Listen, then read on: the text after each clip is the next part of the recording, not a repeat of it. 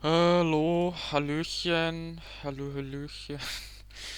Ähm, ja, das zweite Video zum Thema Blizzconline. Na, das ist ein wenig so, genau. Blizzconline, schauen wir mal eine. Schauen wir sich die zweite Hälfte an. Ich bin gespannt.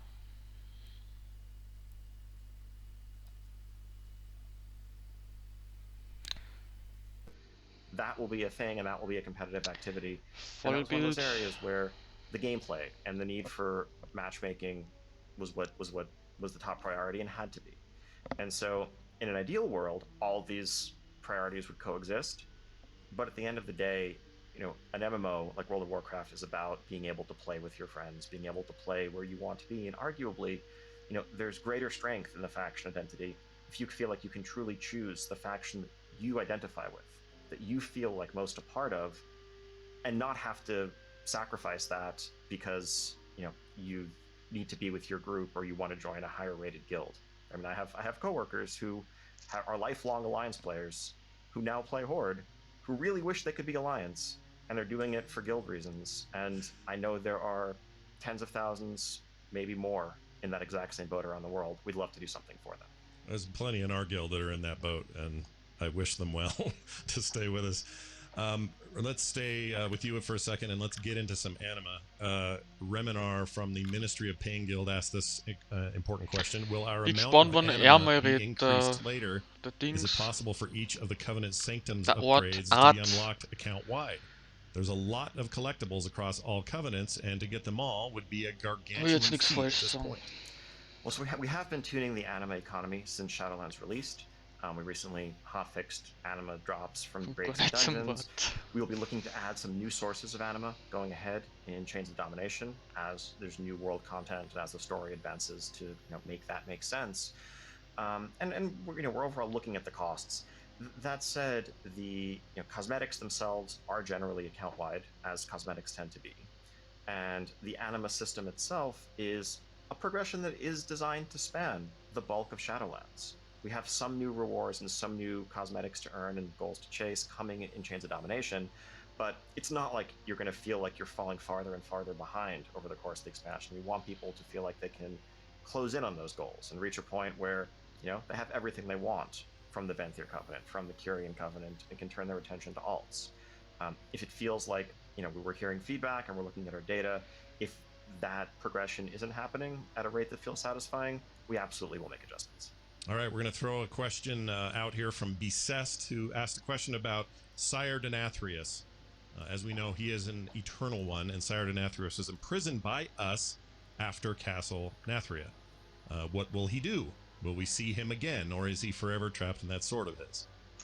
So this is a kind of fun story because it shows how our best laid plans can kind of adapt based on how the game develops. So I'll give you an example of, like, during Battle for Azeroth, we had intended for this character called Bwansambi to be one of the Loa. Nein, ich muss da einfach eingreifen, weil ihr habt schon letzt.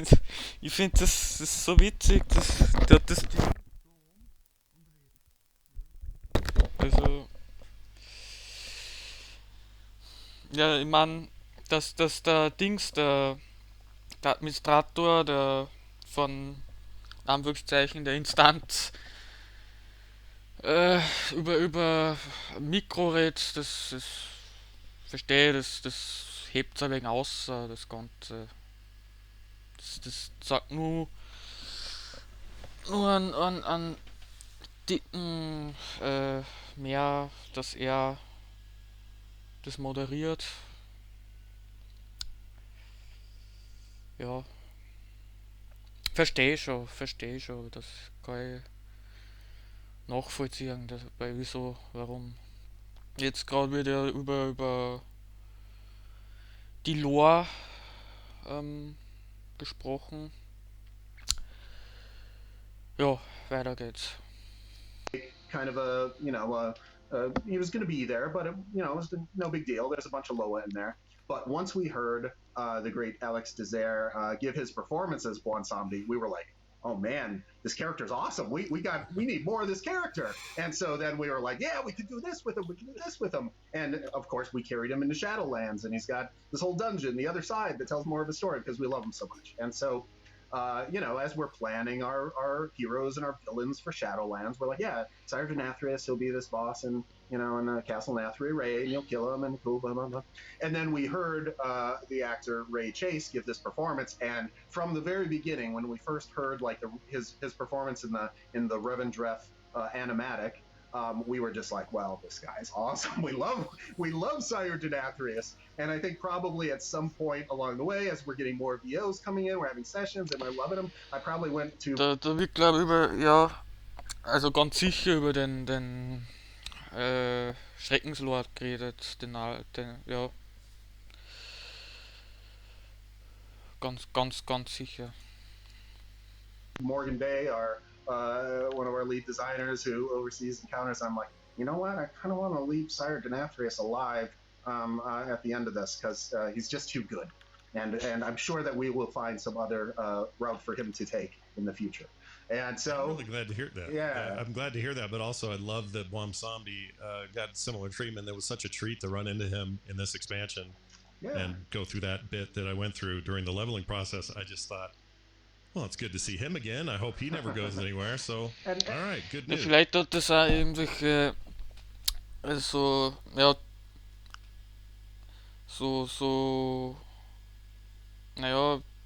indem das die anderen halt ein Headset tragen und er nicht, vielleicht das irgendwas mit der Audioqualität, vielleicht ist auch gut möglich, dass das dann in der Hinsicht irgendwas am Hut hat. Yeah, and Sire Denathrius probably not gone for good. Yeah, that's one of the things that shows.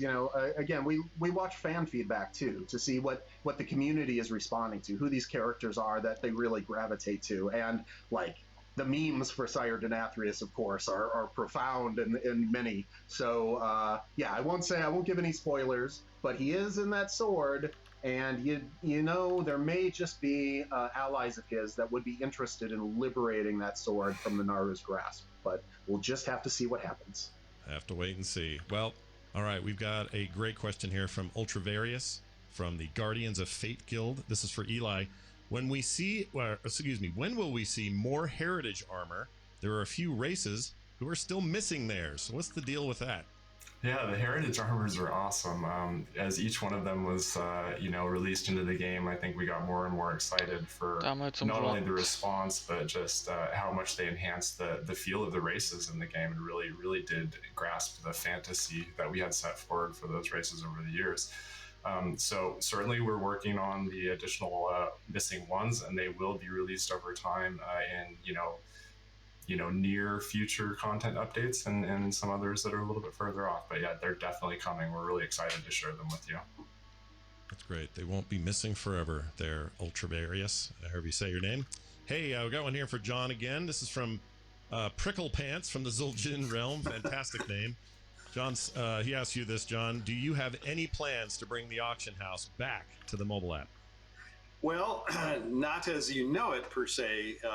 The auction house, unfortunately, on the mobile and website had kind of turned into a place where a lot of automation had really taken control.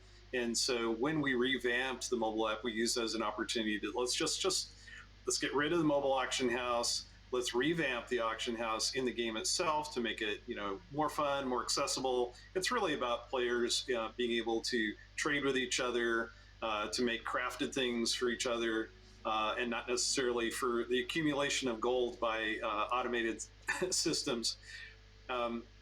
That being said, we recognize that there was a convenience factor for a lot of our players.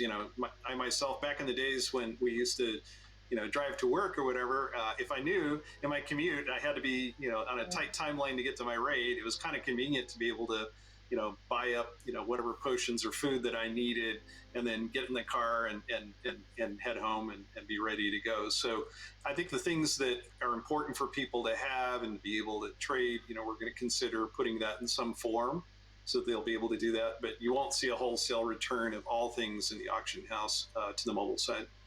Well, and as you mentioned, the auction house in-game has gone through a bit of a revamp itself. Do you feel like a lot of that is sufficient enough to sort of, I don't know, fill whatever hole that the mobile app won't? Well, I mean, honestly, towards the end of the mobile app, there was very few people actually using it as intended. As I said, I think that we're seeing a lot more people participating in the app in the game, or excuse me, in the auction house in the game. And again, we want people to be in the game and interacting with each other. That's super important. But we don't want to take away the convenience of having them get access to things that they're gonna need when they're about to get into the game. And selfishly, like I said, I'm one of those commuters that needs to be able to get my things ready for the raid. So we recognize that and we want to provide that. Sounds great. Huntmaster Avery from the Forest Riders realm wrote in, and Eli, this is back to you. Will there be more new character customization options added in Shadowlands? We're not going to add more character customizations to Shadowlands. Let me explain that. So the breadth of character customizations that we did add, we felt like was pretty good. And, we tried to add things for most every race. There are a few we didn't get as many customization options in for. And those are the kind of things that we'll be looking forward in the future, to what can we do for the races we maybe didn't do as much for, what would be the right choices there. We try to be really thoughtful about this type of thing, and these types of features tend to be fairly big projects. We want to make sure that we put the time in, that we're very thoughtful about it, and that we release new customizations when it's going to be really good for the game, really good for the players, and it's still going to happen in parallel with getting new content out too. Like, that's always our primary goal, is making sure that you have new content to play. And we'll do these other things to enhance the game along the way, wherever they make sense, and when we have a really good plan for it. I don't know if you guys got a lot of this feedback or not, but I can tell you that the thing I had the most fun with the pre-patch was going and getting those customizations done to myself. Heading into the barber and going, are you kidding me? I can now have a scar that runs from my eye down to my lip, and half my tusk is broken, and whatever, like that stuff turned out to be really great. Did you overall get really good feedback about that? Do you feel like giving those extra options was worth it to the players? Oh, definitely. And I remember even when we announced that this was happening, and I might have even been in a Q&A actually. The outcry and the sort of support for it was huge. Then we've seen tremendous support and tremendous outcry from the community. Just how happy everybody is seeing this, and of course, as players of the game, we're super excited about it too. And the first thing I did on every one of my characters was go in and start customizing them, as well as get into the character create screen and just look at all the options, hit the random button over and over and over again to just really get a sense for what's in there. So I think it's a really exciting feature, and certainly something we want to invest in a big way going forward when it makes sense. Yeah, those are fantastic. Radium from the guild Inertia has a question for Ian. What are the actual requirements for flying in Shadowlands? Where can we fly? And can we fly from one area to another? For example, from Ardenweald to Oribos. Follow-up. I'll save the follow-up. Tell me how that's going to work. Okay. When flying is indeed available to everybody. It's short and sweet. Shadowlands Pathfinder, which is coming in Chains of Domination, will not require any reputations. This is different from Pathfinder achievements in past expansions. It just requires completing your full campaign, the Covenant campaign, and the new chapters that are being added in Chains of Domination. Once you've done that, you have mastered the outer world of the Shadowlands, restored much of the flow of anima, and you can earn the ability to fly within the Shadowlands. Now, you cannot fly directly from zone to zone. I can give you the technical reason for this, but it actually also matches the in-world reason, which is these are not zones that are just next to each other, right? When you go through that portal in Oribos and you're streaking, from one area to another, and you have this energy rushing past you, you're actually traveling vast distances. Even if we said, you know what, we don't care that it looks janky, we're going to let you fly, you'd actually probably have to auto-fly for something like 30 or 40 minutes to get from one zone to the other. You probably don't want that. Use the fly paths, but then once you're in the zones, you can traverse them completely freely. That's really interesting. I didn't realize that there was that much. I think maybe what throws people off is the map. They bring up the map, and they just sort of, in traditional WoW fashion, see that everything's sort of spaced around like it would be a normal map or whatever. But That's a really interesting way to look at it. So here's the follow-up. What about their alts? So after you unlock flying, can their alt fly at 50, or is there still a requirement to level fully up, go through those, go through all the rigmarole to get it, or can they just do it? Yep. Pathfinder is an account-wide achievement, and so when you can fly in the Shadowlands, you, the player, have earned the right to fly in the Shadowlands, just as prior Pathfinder achievements have worked. That is fantastic news. My paladin thanks you.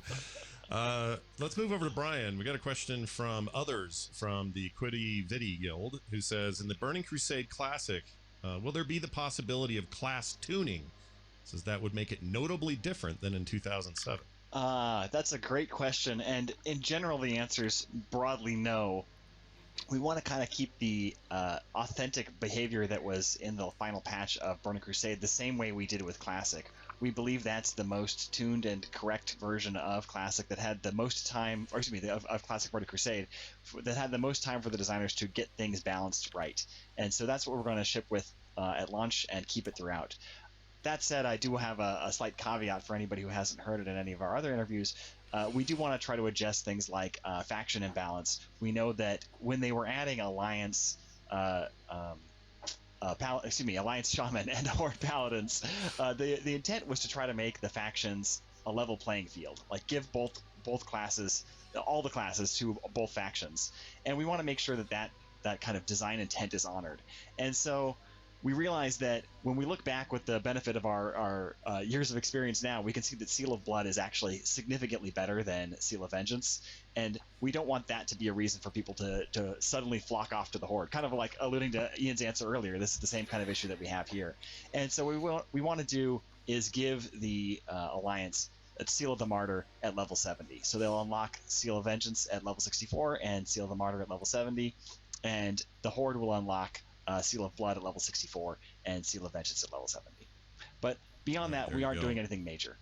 Okay, sounds good. Classic players, a lot of people want to know about that. Here's one for Ian again from Whoopi from the Is Kindred Guild. It says this question: is there work currently being done on new Torghast anima powers for later patches, specifically spec-specific powers, and what does that look like, and when might we see them? All throughout Shadowlands. We have tuning ongoing to a lot of the spec-specific powers that players have seen on the patch 905 public test realm that's live right now. And as we continue to expand Torghast going forward into Chains of Domination, there will be all new powers, because we know powers are one of the star pieces of Torghast. It's a chance to break the rules, it's a chance to be overpowered, and to have your character feel and play like it does and can nowhere else in the game. And so that's something we're excited to keep building on, and we'll do it as it makes sense. We're looking a lot at both stats and feedback from players to see which specs may need more build diversity and more just really like punchy, memorable moments coming out of their Torghast runs. So tiny little bit of indulgence here. I had a theory a while back on one of my shows that one cool feature of Torghast could be go to Torghast, do your thing. You've got all these anima fixes that are now on you toward the end of your run. You finish, you beat the final boss, and you exit. How cool would it be if you could run around the maw for, let's say, 8 minutes?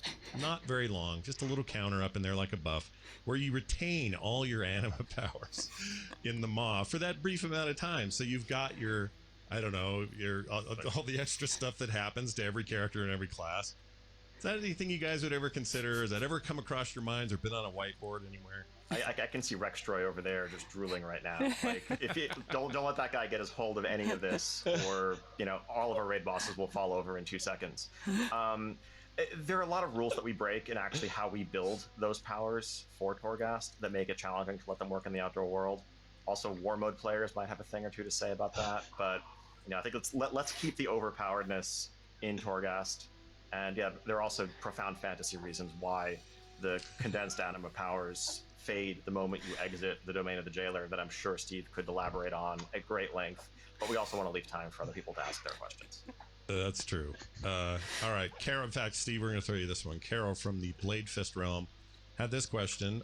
What is the difference between the passage of time in Shadowlands and on Azeroth? Salinar, the Horseman, and Death Knight Order Hall campaign, or in that, says he was in the Vale between Azeroth and Shadowlands since we met him. and it felt like mere days for him between Wrath of the Lich King and Legion.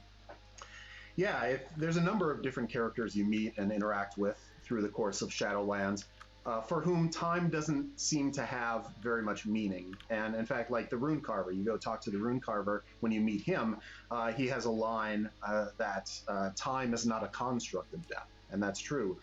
If we think about it, what is time a construct of? It's a construct of order. And we on Azeroth, when we're there, we understand the passage of time, much like we do in the real world, because of the influence of the Titans and beings of order. But when you're in those cosmic realms that are far away from the realms of order, time loses its meaning. And so it's not so much that there's a, like, well, it's X number of days versus Y number over here. It's just that the Shadowlands are about eternities and about just kind of losing yourself in those threads of fate. And so it's just that time doesn't really mean anything there. And so you can have it perceived differently by different characters that could be in the same circumstance, but it's just the effect of what they're going through that really determines how they perceive it. Gotcha. Ian, back to you on this one. We've got a question about, this is from Harrison, by the way. So would you guys ever consider bringing back 10-man content? I'll add my name to this list as someone who loved their 10-man content, either as a different difficulty for raids or as an entirely different instance for smaller groups to tackle. Is that ever going to happen? I think when it comes to raid content, effectively all of it is 10-player content now. I know, some people specifically want mythic difficulty, but it feels like the thrust of this question, actually the spirit of it, is about that different thing that you can do with a smaller group of friends. And I would say in World of Warcraft today, it's our 5-player mega dungeons that fill that role. Just as in Burning Crusade, when raiding was 25 players as an activity, the idea of a 10-player raid like Karazhan or Zulaman was a novel experience to let you have a more intimate, shared, romp through a dungeon, through a raid adventure with a smaller group of your friends. That's what mega dungeons try to do. They try to give an experience that is raid-like, that you can just take with a smaller group of friends that you couldn't raid with normally. It's an experience that can span hours. You have bosses that have progression, and a setting that is just epic. As cool as our dungeons are, places like Karazhan or Operation Mechagon or the upcoming Broker Dungeon just blow them away. And so I think that is where the spirit of 10-player content lives on today. Well, that's an interesting take. I hadn't thought of it that way. That sounds about right. We've got a question submitted by Dizdick. Brian, this is for you. Will summoning stones be available at launch in the Burning Crusade, or are those going to come later? Oh, that's an easy one. We will absolutely have those at launch in the Burning Crusade. They were introduced originally with Burning Crusade, and they replaced the original meeting stones. And we actually, in Classic, had to disable that functionality to try to bring back that authentic experience. It'll be a pleasure to be able to bring it back. I know I enjoyed using them very much myself as a way to kind of bring other people over to the dungeon when we were waiting for them to run over. And I think it's a really good feature for Burning Crusade to be able to have those. All right, sounds great. Got a great one here for Steve. And this is many players, many variations of this question, but here's the one we settled with. What's Bolvar up to, and where is his story going in Shadowlands? Will he have a major role to play? I would think yes, but let's hear it from you. Yeah, it was one of the great fun things about Shadowlands was to be able to get Bolvar Fordragon, this legendary hero, back in the mix again, free of the Lich King's crown, being himself again, and bringing all that knowledge and wisdom to the table. And we saw him being, pivotal in us getting to the Shadowlands, in guiding us as we went to rescue our friends Thrall, Jaina, Bane from Torghast. And we saw that there was a price to pay for those visions where he got to peer in there and see what the jailer and Sylvanas were up to with Anduin. But he will be front and center for Chains of Domination. He is a great figure to kind of rally the Covenants together and go into the Maw with them and be at the forefront of those efforts of taking the fight to the jailer. So it's going to be really fun to see him in action again. Oh, I can't wait. Lately, he just he just stands around the desk in Oribos, and it's fine, but I can't wait to see what he does next. Yeah. He's got a cool hammer, right? Like he's got to swing the hammer. Right. I need to see that thing in action. We will soon enough, I suppose. Mask of Death from the Epoch of Thought Guild wrote in. This one's for Brian. In Burning Crusade, how will PvP titles such as Gladiator, Duelist, and Rival be determined, considering we don't have established battle groups? And I got a little follow-up to that, depending on what you say. Sure. I mean, that's a really good question, and that comes from, like, originally there was an award for the top player in each battle group, and that really came from the fact that we had technical restrictions where people playing on different, like, hardware installations, like different data center sites, couldn't play with ones playing in other data center sites. And we actually don't have that restriction anymore. You can actually matchmake players across the entire region. And so we think a more fair way to approach this today is to just do a small percentage of people at the very top. We do want to award it to more than like one person, but still a very exclusive title where we want to keep it to like a top select few that is similar to, like, it was, I think, 13 about per region back then. I see Ian nodding, so yeah. We had 13 battle groups in North America, and I think, depended on size, but pretty similar. There were like hundreds of people with this title out of millions of players. Yeah. Right, it's very small and very exclusive, so we want to do that, and we want to do a top percentages of those players region-wide for that. So is it appropriate to have Arena Season 1 start so early in Burning Crusade then? We actually think we were talking about maybe we want to start it earlier than we announced in the deep dive panel. We're talking, as we've been looking at the gear, we think that it actually might fit more with Karazhan and the Tier 4 gear, and so we might actually move all the Arena Seasons up so that Arena Season 1 starts when Karazhan and Gruul and Magtheridon's Lair come out, and then probably have Zul'Aman come out without an Arena Season so that the next season we'll skip over that one. Well, Chrissy wrote in, had one for Steve. It says, in Stormwind, I noticed some of the refugees from Darnassus mention going back once the smoke clears to collect any belongings. Does this mean that Teldrassil could be rebuilt / regrown and become inhabitable again?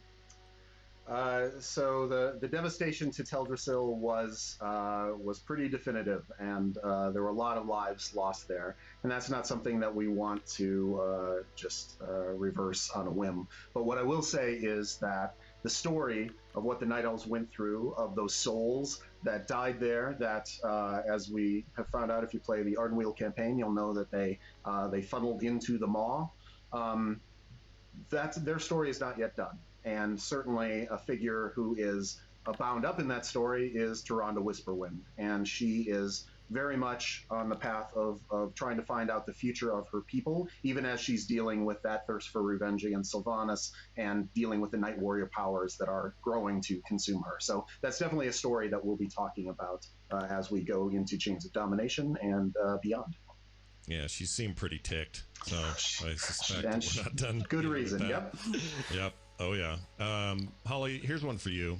Will you open fresh classic servers in addition to the TBC servers? There seems to be a large demand for it, asks Shadow Wedbro. He's from a Few Good Lads Guild. What do you think about that? Another classic server, given the demand? Great question. For our timeline for Burning Crusade Classic, we won't be launching any fresh start servers, but I can promise you we've got our eyes on that in our future, and we'll be discussing it once we get through a stable and successful launch with Burning Crusade Classic. Nice. And what are the things that has been talked about before is layering?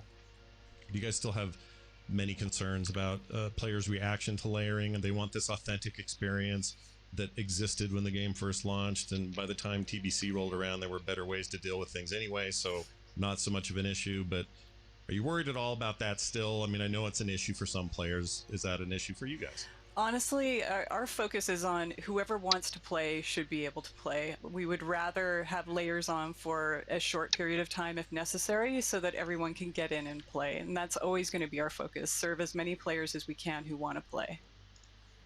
Fantastic. We do have time for one big final question. There was a whole lot of video at this BlizzCon Online that made a lot of people very excited. Actually, I have all kinds of personal questions about it, but I'm going to hold those and instead ask this common question that we got in the Twitch chat today.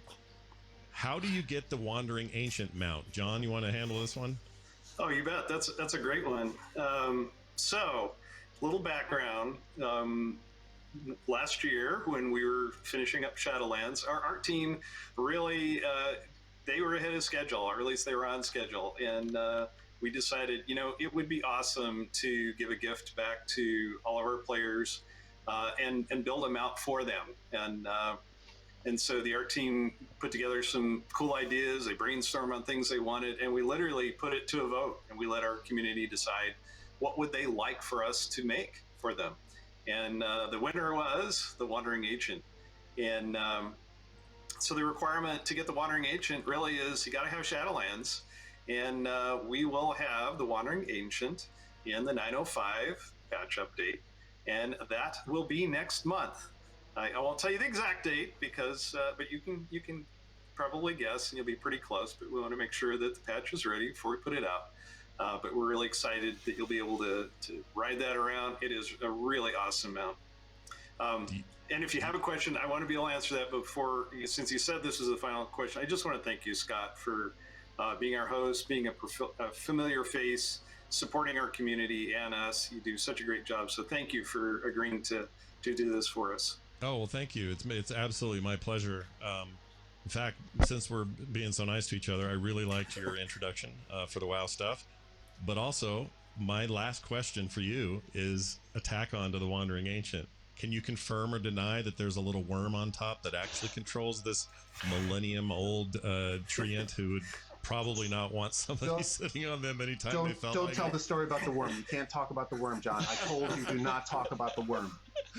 Shoot. I was afraid that this was a topic we were not going to be able to touch. I'd be willing to bet that Eli's got something in that Wandering Ancient that only the art team knows about. But there is a worm. I'm not going to reveal their relationship. It's very special. Wow. All right. But I suggest watching the panel around how we went about creating it. I think it's going to be really interesting for everybody to watch, and it is a really awesome mount. So definitely check it out.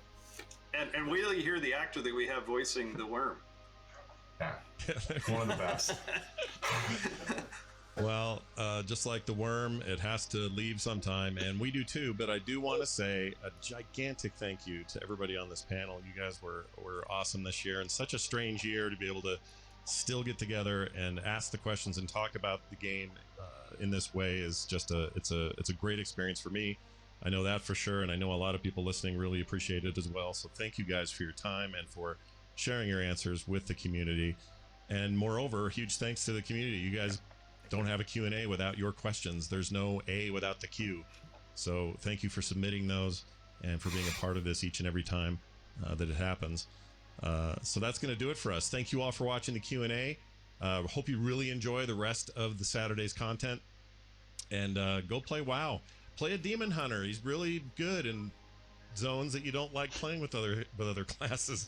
You can fly really high, and it's really great. I'm not pointing out anything particular. I'm not going to get specific, but I'm just saying Demon Hunters for the win right now in a certain covenant. Anyway, that's going to do it for us. Thank you all for watching, and we'll see you soon.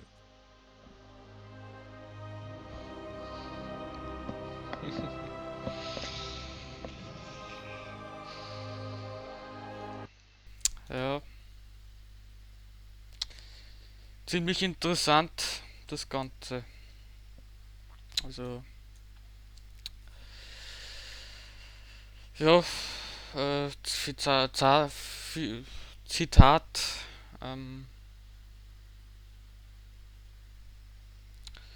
kann man ohne Worte, gerade jetzt, es war auf jeden Fall, es hat sich gelohnt zum Anschauen. Ich werde sicher mehrere solche Reactions machen. Vielleicht so ältere, also das war eher aktuelleres, so das aktuellste. Ja. Also ich weiß halt jetzt nicht. Also ist da jetzt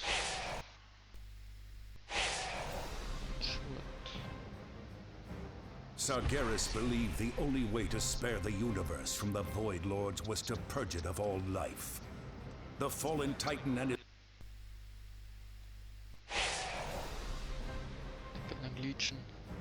Sargeras believed the only way to spare the universe from the Void Lords was to purge it of all life.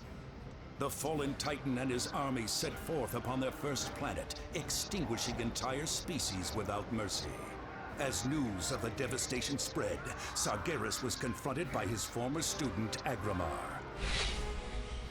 When Agramar's words would not sway the Legion's leader, swords were drawn. Blow after blow, the duel raged between the powerful Titans until their weapons shattered. Wounded, Agramar returned to the Pantheon to report on Sargeras' betrayal and the coming war.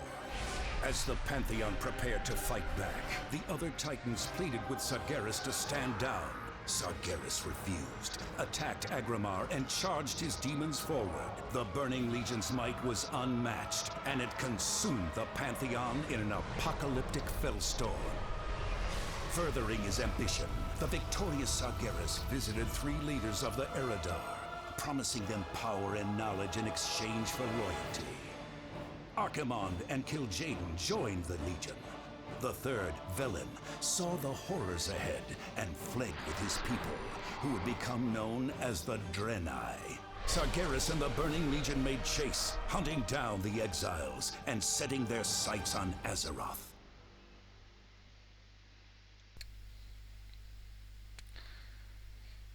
Sie sucht jetzt World Championship, Online Opening.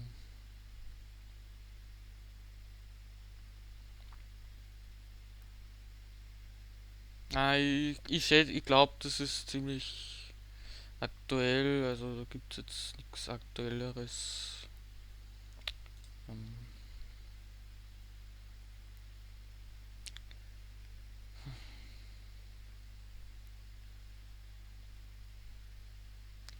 Warbringer, Azeroth.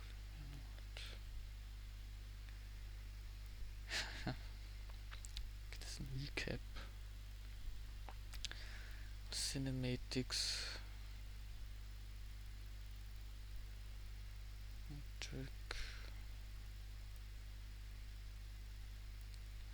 games, developer,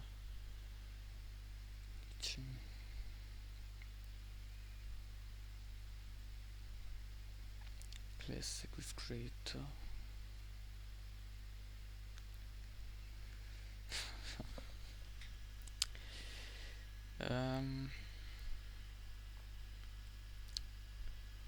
Dictation, Shadowlands, Maldraxxus,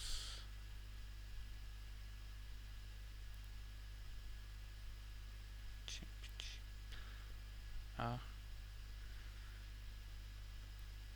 Ja, da gibt es sicher einiges